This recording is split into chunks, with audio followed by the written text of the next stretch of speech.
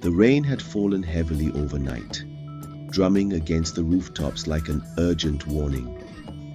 By morning, the sun had broken through with fierce brilliance, as if to challenge the chaos of the night.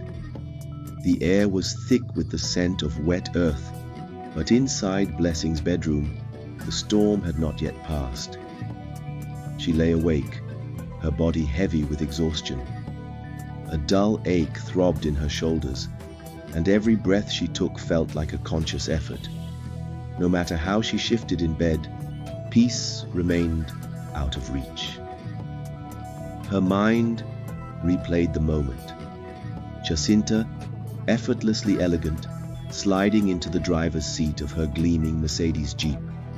The soft hum of the engine, the slight lift of her manicured hand in farewell, the sparkle of excitement in her eyes as she headed toward Egovia International Airport. London awaited her, with its luxury boutiques and lavish parties. Blessing's heart clenched. Jacinta had spoken of it often. Her plans to shop for jewelry in Dubai, to stroll through Harrods, to buy a property in St. John's Wood. A proper home abroad is the true mark of status, she had said, her voice laced with triumph. You'll see, Blessing. One day, you'll understand. Blessing understood now, more than ever. The kitchen was filled with the scent of fried plantains and eggs, a comforting aroma that did nothing to settle Blessing's stormy thoughts. She sat at the table, staring at the glass of orange juice in front of her, stirring it absently. Seb, seated across from her, cut into a piece of dodo with the sharp precision of someone unaware of the tension building in the room. Usually weekends were their time, leisurely breakfasts, shared laughter. But today, the air between them was thick with unspoken words. "I'm off today," she said suddenly. "I'll be going round to Jacinta's later." Seb raised an eyebrow but kept his tone light. "Really? You were there just last weekend. What are you two plotting now?" Blessing didn't answer. She simply sipped her juice and sighed. The silence stretched between them, heavy, suffocating. Seb put down his fork and studied her. "What's wrong?" "Nothing. Was it something I said?" "No. Leave me alone, Ojare." Blessing retreated to the living room, picking up a glossy women's magazine from the couch. She didn't care for its content. She only wanted something to distract herself. Seb followed her, his footsteps quiet but purposeful. She felt his presence behind her, the warmth of his body close. He was watching her, waiting. She turned a page. Seb sighed, then reached down, pulling the magazine from her hands and letting it drop to the floor. Before she could protest, he pulled her up into his arms, holding her against him. She felt the strength of him, the warmth, the familiarity. His fingers traced slow circles against her back, his breath soft against her ear. He smiled, that slow, knowing smile that had always unraveled her defenses. And just like that, the weight in her chest began to lift. Seb's voice was low, almost teasing. "I was tired last night. You should have woken me up." Blessing smirked, tilting her head. "No, not that." His brow lifted slightly. "What then?" She sighed, her tone shifting to one of deep frustration. "My mates are traveling. That Jacinta will be in Dubai and then London tonight. We should have done that a long time ago, but you refused." Seb exhaled sharply. "Now don't start, Blessing. You know I didn't refuse. I promised we'd go to London soon. You're going to travel. Trust me. We just haven't had the time yet." He pulled her into a hug, whispering the reassurance against her temple. But she stepped back, arms crossed, defiance flashing in her eyes. "That should have been me," she snapped. "You have children in London. We should have visited them. I, Blessing, should have come back and told that bush girl about London. But now, she will be the one boasting about it." Seb didn't respond right away. He just looked at her, and for the first time, she felt like his eyes were seeing straight through her, reading the restless ambition that drove her every move. The need for validation, the hunger for status. Seb's stare was unreadable at first, but then his expression darkened. He sat down heavily, rubbing his temples as if trying to process the weight of what she had just said. "I've had enough, Blessing." His voice was firm, cold. "Enough of this obsession with doing things for appearances. Do you even hear yourself?" Blessing stiffened, her lips pressing into a thin line. She refused to back down. If anything, she leaned into her defiance, closing her eyes as if his disapproval would disappear if she just refused to acknowledge it. Seb shook his head. "We'll travel to London when we're ready. Not sooner, not later. And certainly not because Jacinta has done it first."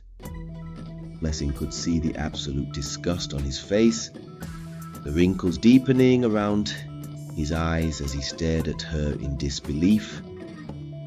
But she wasn't done. She let out a long, exaggerated sigh.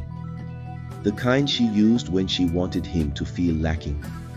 The kind that made him question himself. "If there's no change soon, something is going to give," she said. Seb turned to her, his face blank, but his eyes dark with something she couldn't quite place. Blessing's voice rose. "Have Chris and Jacinta got two heads? What do they have that you don't?" She wanted the words to sting. She wanted the neighbors to hear. Let them feel the pressure too. "You're a medical doctor. Not just any kind. Overseas trained.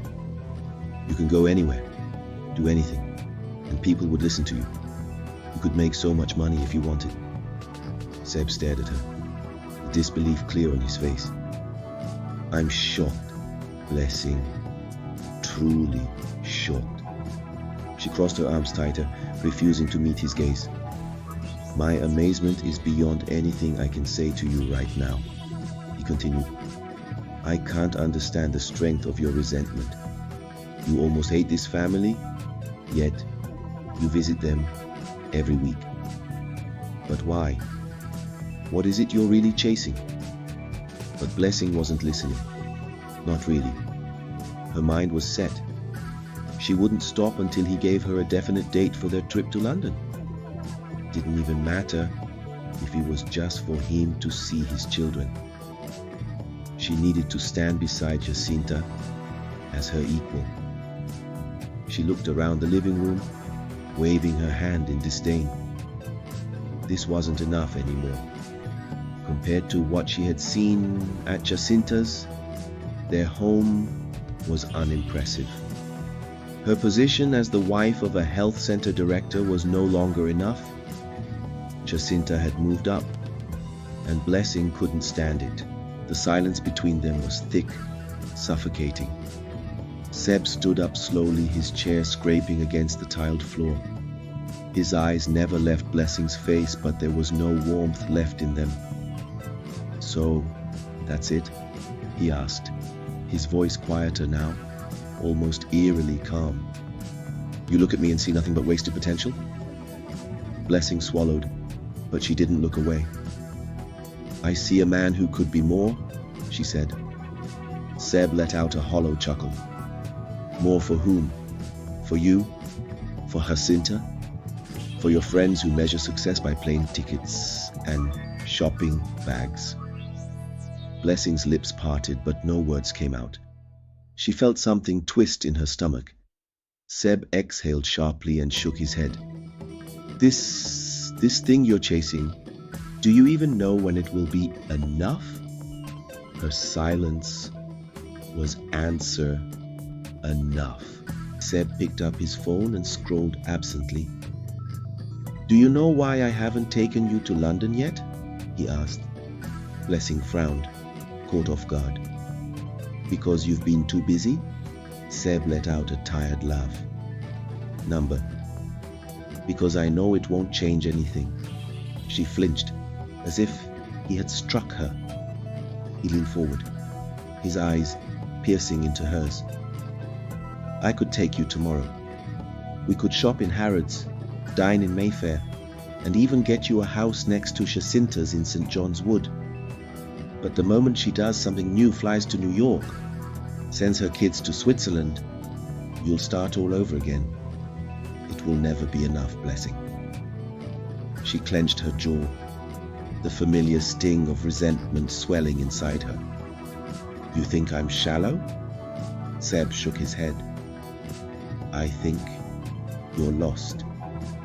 Her breath caught in her throat. The next morning, Seb left early for work without waking her. Blessing lay in bed staring at the ceiling, the weight of his words pressing down on her chest. Her phone buzzed. A message from Jacinta. "Landed in London. Already shopping. Girl, you should see the jewelry here. Call me later." Blessing sat up, her hands tightening around the phone. The air in the room felt too thick, like it was closing in on her. She could already hear Jacinta's voice in her head, the teasing tone, the casual superiority. And suddenly, she knew. She had to get to London. With or without Seb. The next day, the matron had dropped into Seb's office to have her requisition form signed. It had to be sent off to the Ministry of Health for approval. She sat down for an hour, watching him closely. The matron had remained his confidant, except that she had to be careful not to give Blessing the wrong impression. At the beginning, when Seb arrived at the health center, she, like many others, thought he was a fool to shun all the money he could have made in the private sector. She assumed he was naive, likely to be disowned by his parents and scorned by his townspeople for his idealism. But now, over time, she had come to admire him. She was ready to do whatever she could to keep him as the head of the health center, especially since his wife had left him and returned to England. Seb seemed to have aged 10 years in just a few months. His face was unshaven, and the matron noticed strands of grey hair appearing at his temples. His jacket was nowhere in sight, and his clothes hung loosely on him, as if he had shrunk under the weight of his troubles. "Why doesn't your husband test his popularity and contest a political post?" the matron had once asked Blessing in private. "He would win. He's already the chairman of the town's development union. Your life would change overnight. He could steal as much money as he wanted, buy expensive cars, expensive houses in Egovia, and you could travel to London or Dubai anytime, as if you were just stepping out to your garden." The matron had laughed at her own words back then, knowing how deeply flawed the system was. Who dash monkey banana? The money isn't even enough for those there now to loot, so they won't allow anyone else to come near. Now them. It's always the same people. Now, sitting across from Seb, she could see that politics was the last thing on his mind. He despised politicians and everything they stood for. The deep lines on his forehead and the slump of his shoulders told her he carried a burden heavier than he let on. "Seb, which politician has upset you? Just ignore them. That is the best way." "Is it Chief Ndu-Aye?" she asked gently. He smiled, appreciating her concern. He seemed to like it when she looked out for him. I'm not a politician and will never make a good one. Not in this country anyway, he said, his voice carrying a quiet intensity. I came back to this country to help my people, not to exploit them. I hate that kind of life. His voice was tense, filled with conviction. I'm not that way inclined. I have a conscience, and I will remain true to myself, happy with what God has blessed me with, and I thank my God for that. I will never get rich at the expense of my people. I will not live in the fantasy world of the privileged few, nor feel secure in a life of sudden, dramatic opulence that is not real. The inflection in his voice told the matron he needed reassurance, guidance, someone to tell him he was doing the right thing. His pain was almost palpable. Then, out of nowhere, he said, I don't know what to do about blessing. The matron frowned. It was not what she had been expecting to hear. You know about envy. Tell me about it. Tell me what to do. Blessing wants to travel. Not because she would enjoy it, but because she wants Jacinta to know she too can travel. She insists I move to a private hospital, or, even better, build one of my own to make more money. The only reason is to show off to people how wealthy I have become, for her to be recognized. This health center is no longer enough. The matron was appalled. She had words for this situation, but shock held them back for a moment. I don't want to pour more kerosene into the fire. But that girl does not know that her bread had been buttered and placed in her mouth the day you allowed her to move into your house. She needs to get things into perspective. She was never happy with what she had. She is just that type. Her jealousy of Jacinta, her so-called friend, could cost her dearly. Seb sighed heavily, rubbing his temples. The walls around him seemed to close in, pressing the weight of Blessing's expectations onto his shoulders. The matron watched him, wishing she could offer more than just words. The room fell into silence, but it was not a comfortable one. It was the silence of a man at war with himself, torn between duty, love, and the relentless demands of a woman who valued status above all else. The matron sat in Seb's office, her sharp eyes studying him. He was a decent man, the kind who despised the brazen display of ill-gotten wealth. She had come to respect him, even share his beliefs. But as she watched the deep furrows of stress on his forehead, she knew another storm was brewing in his life. Blessing. Women like her amazed the matron. They clawed their way into a man's life, fought off the wife, secured their place as the new ogre madame, yet they never seemed satisfied. It baffled her how men kept falling for their kind. Those who always reached for something bigger, something shinier, something just out of reach. Seb, poor man, was at war again. The last time it had been with his conscience. Now it was with a woman who saw him as nothing more than a means to an end. She knew Blessing's type too well. High maintenance, always scheming, always searching for the next man to fulfill their grand fantasies. Today's ogre madam could easily become tomorrow's discarded relic, reduced to a mere dat madam, a mistress tucked away in a rented flat, barely an afterthought. The cycle was predictable. She almost laughed at the irony. Did Blessing think she could live that flashy, expensive life on Seb's modest salary? He wasn't a politician. He had no interest in stolen wealth, no stomach for the deceit and corruption that fed Blessing's desires. She turned back to Seb, her voice firm. You know something, Seb? You're the man of the house. If you're serious about her, you need to put a stop to all this nonsense with Jacinta. Seb sighed, rubbing his temples. Do you think she would listen? The matron scoffed. The big jeeps, the jewelry, the overseas trips, these things cost money, and you don't have them to give. Just tell her that. Give her an ultimatum. Seb's eyes darkened, his expression unreadable. He wasn't one for ultimatums, but the matron knew. Blessing was a ticking time bomb, and sooner or later she would explode. The matron stood up, smoothing her skirt. She had said enough. Don't worry, she said, her voice softer now.